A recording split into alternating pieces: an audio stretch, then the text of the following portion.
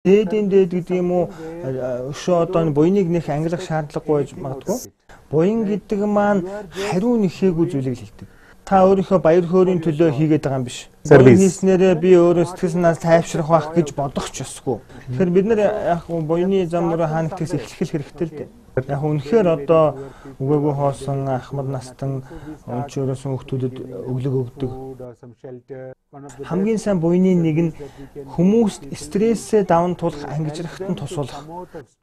Дэлхий дээр байгаа бүх асуудал бэрхшээлийн суур шалтгааныг өнгөж үзэх юм бол стрессээсээ болоод сэтгэл санаагаа зохицуулж чаддгүйгээс болсон байдаг. Тэгэхээр энд би та бүхэнтэйгээ хүн бүрийн хэрэгжүүлж болох энгийн стрессээс ангижрах зүйлүүдийг хэлье. Нэгдүгээр алхам нь та ямар ч тохиолдолд инээмсэглэлээ битгий алдаарай. Инээмсэглэхэд нүүрний дөрвөн булчин ажилладаг юм байна. Уухтай чухал царай гаргахын тулд 72 булчин ажиллах хэрэгтэй болдог.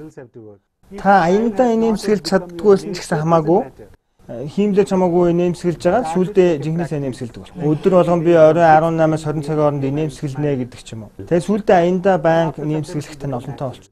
Нэгдүгээр та инээмсэглэж байгаа чи.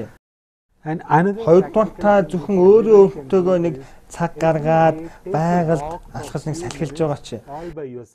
Бид нэр гадаа салхилаад алхахаараа өөрөө өөртөөгөө байж чадахгүй заавал хин нэг хамт хань татаж ингэ цуг алхах гэдэг. Ингэж болно л доо.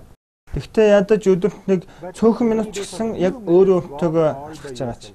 Гурав дахь алхам нь өөрийнхөө дотоодоос нэг дуулж байгаа чи. Би дуучин биш, би одоо солгоо олоотой гэхгүйгээр хэдэн минут ч хамаагүй та өөрийнхөө хэмжээнд нэг дуулж байгаа чи. Бас нэг дараагийн алхам нь бол амьсгалын дасгал техник эзэмшээд бясалгал хийх. And the fifth step is 5 дугаар алхам нь хаяада нэг өөрөөсөө бид асуух хэрэгтэй юм байна. Хин юм бэ явж.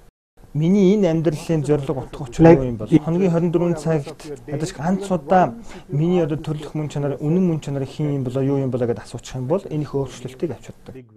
6 дахь нь нийгэмдээ үйлчлэх сайн үсэнд нэгдэх.